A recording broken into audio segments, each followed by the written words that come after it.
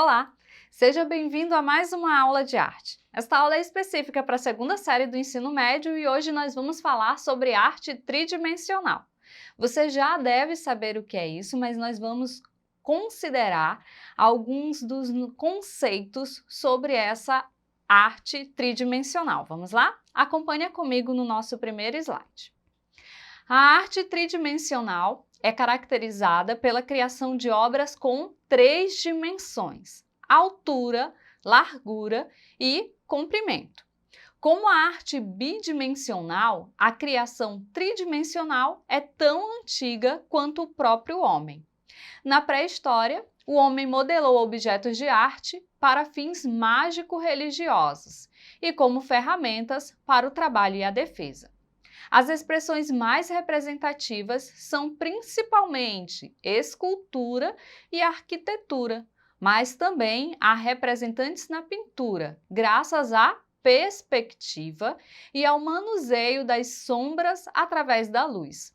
Na escultura, a arte tridimensional é apresentada na forma de esculturas de pedra ou madeira, modelagem com argila e cera, fundição e soldagem. Bom, como vocês viram, ela é tão antiga quanto a outras manifestações artísticas. E é sempre bom a gente lembrar que no início a arte, ela tinha um caráter mais utilitário. Ela não estava relacionada a essa ideia que nós temos de arte hoje, como uma forma de representar sentimentos e emoções. Ela estava mais ligada ao dia a dia das pessoas quando elas criavam uma obra de arte, por exemplo. E naquele tempo ele não era considerado uma obra de arte, ele tinha um caráter usual. E é o que nós vamos ver numa das primeiras manifestações de obra de arte tridimensional. Observa lá. Desde a pré-história, o homem construiu monumentos de pedra para celebrar seus ritos religiosos, como foi o caso de Stonehenge, na Inglaterra. Ele também esculpiu ferramentas para o uso diário de caçar e defender. Da mesma forma, o ser humano usou a arquitetura para construir casas onde pudesse se proteger do frio e dos animais.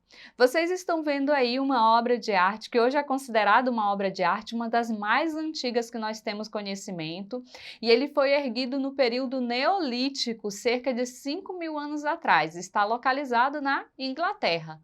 As razões de sua construção e subsequente abandono ainda não são conhecidas, mas acredita-se que foi por razões rituais. Então vocês estão observando aí um monumento feito de pedras, e aí é aquilo que nós estávamos comentando.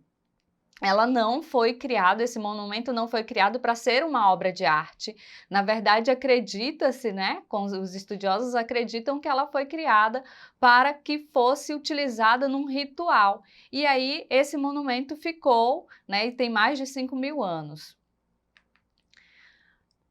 Na imagem seguinte, vocês estão vendo um outro objeto que é considerado hoje uma obra de arte, é bom a gente lembrar, considerado hoje, é um bifase. A gente diz, olha o que diz o nosso slide. Os primeiros objetos da arte pré-histórica foram criados no Paleolítico Inferior. O homem fez flechas e facas de pederneira usando outras pedras. Com esses utensílios, ele poderia se defender. Esses instrumentos também lhe permitiram caçar, cortar a carne dos animais. Então, o que é que nós estamos vendo? São imagens de pedras, né, que o homem ele esculpiu, e hoje nós temos esses artefatos nos museus que mostram um pouco dessa arte nesse período. E aí, lembrem-se disso. Ela era, na verdade, tinha uma utilidade, eles utilizavam no dia a dia. E hoje nós guardamos isso como artefatos que representam a arte desse período. Mas na época em que foi produzida, não era essa a intenção, tá bom? Lembrem-se sempre disso quando nós falarmos de obra de arte tridimensional do período neolítico, paleolítico, tá bom?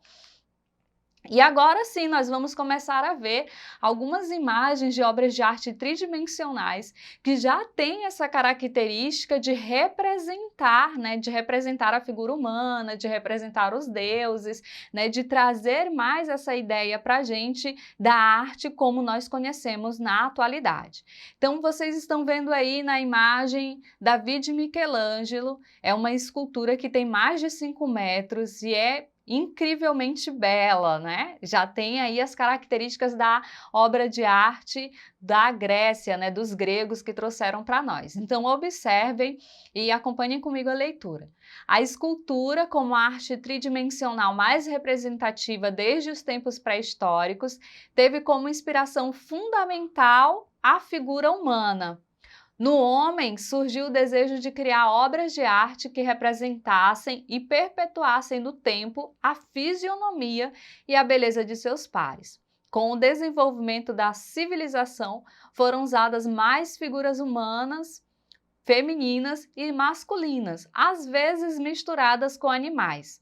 Através desses deuses eram representados como os da Mesopotâmia ou reis, como foi o caso dos egípcios. E aí vocês podem pesquisar sobre essas imagens e vocês vão encontrar diversas esculturas que trazem essa representação do homem e também da divindade que misturava, por exemplo, o homem com animais. Isso é muito representativo nessa arte e nas esculturas que a gente consegue ainda hoje ter acesso, tá bom?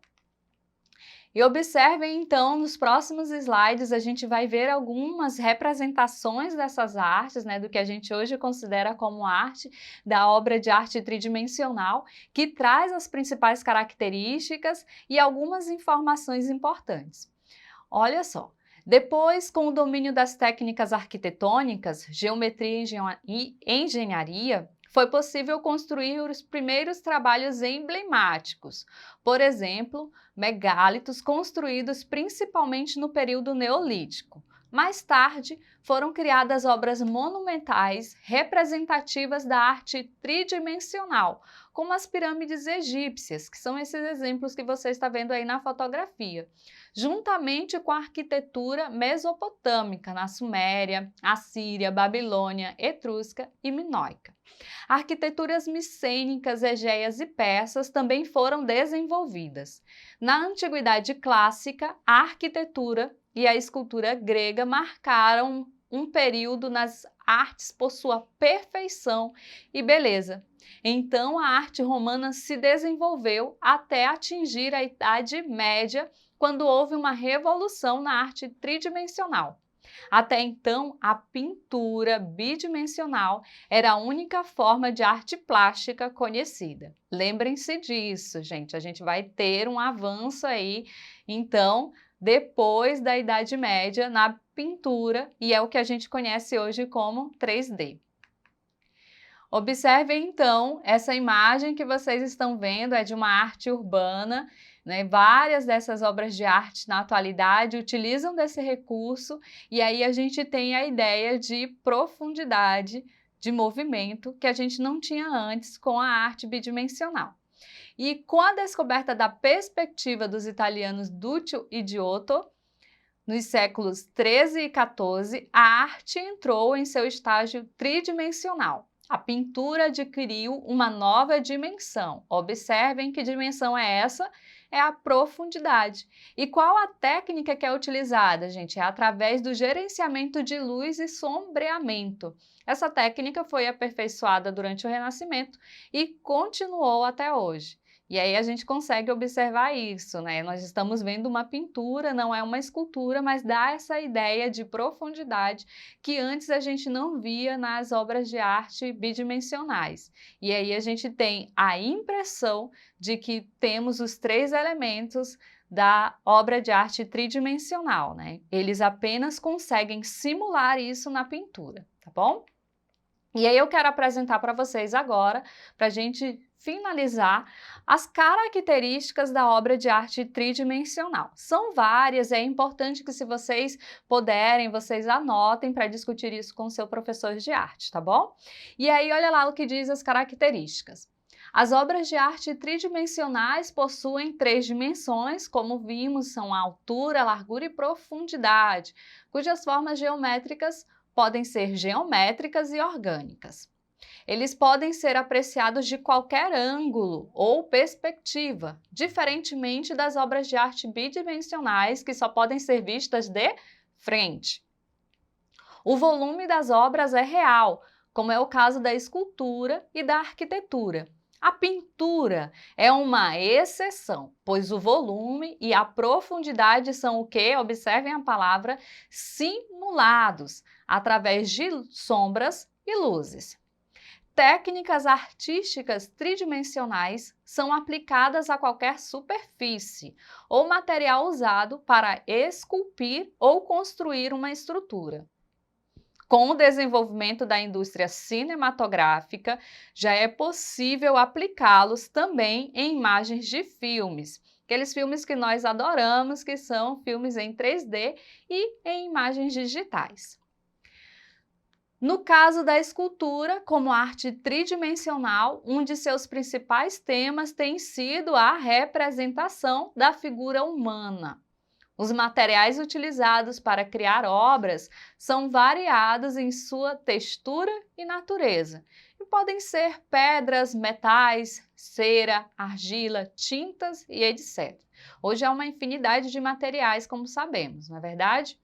A linguagem plástica da arte tridimensional, criada através da escultura ou da arquitetura, é muito semelhante uma à outra. Diferente de outras formas tridimensionais de arte, como a pintura em sua expressão tridimensional ou bidimensional.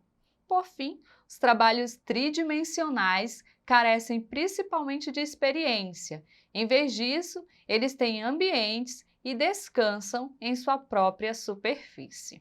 Bom, gente, a maioria das obras de arte tridimensionais você consegue transitar entre elas, né? Observar elas de frente e de lado. Lembrem-se que nós estamos falando de escultura e também de arquitetura, e alguns espaços, né, como a arquitetura, nós conseguimos ocupar esses espaços e também fazer parte dessa obra. Né? São vários os exemplos, na nossa cidade existem muitas obras de arte tridimensionais, basta a gente caminhar no centro da cidade, nós veremos e teremos contato com essas obras, e isso fica para vocês discutirem com o professor de arte de vocês nas suas aulas, tá bom? Bom, para finalizar, eu quero que você acompanhe o Exercitando de hoje e anote para você compartilhar as respostas com seu professor de arte, tudo bem? Primeiro, você vai descrever o que são obras de arte tridimensionais. Segundo, eu quero que você explique o que diferencia uma obra de arte bidimensional de uma obra de arte tridimensional.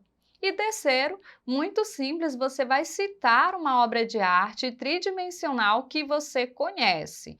E aí você pode citar dos livros didáticos, da nossa cidade, do lugar em que você vive e fazer essa comparação, tá bom? E por fim, é apenas compartilhar com seu professor de arte, ele que vai corrigir e te auxiliar nesse processo, tá bom? Bom, é isso, nós estamos finalizando a nossa aula. Antes de finalizar, eu quero te convidar a acessar a plataforma Eduque.